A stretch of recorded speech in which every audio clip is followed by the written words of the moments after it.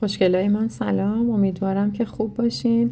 اگه میشه امروز 2 دقیقه وقتتون رو به من بدین تو کاری که توی 6 ساعت من روی موهای شما انجام میدم و بهتون نشون بدم.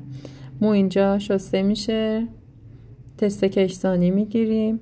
مو کاملا کشسان بود. دکورله خمیری ما میگیم به این مو، چون با هر کششی کنده میشه و این مو خیلی خیلی نازک و پوک هستش.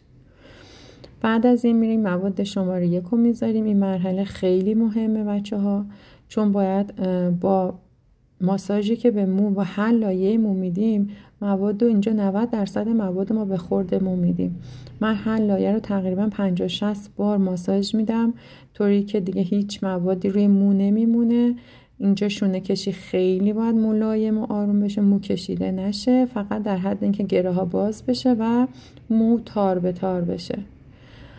بعد از اینکه مواد گذاری انجام شد تقریبا 45 دقیقه بهش مکس میدیم و اون رو 100% روی سرشور میشوریم. کامل مواد شماره 1 رو از روی سر میشوریم، هیچ موادی لابلای مو نمیمونه و آب سفید از مو خارج میشه. دقت کردین همه جا شسته شد.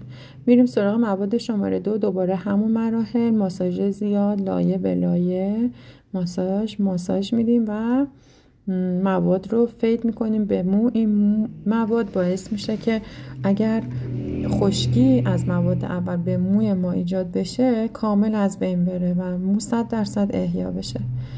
بعد از این مرحله ما دیگه شستشو نداریم، میریم با استشوار مو رو خوش میکنیم، تقسیم بندی میکنیم و شروع میکنیم با اتوکشی با دما، کمترین دما.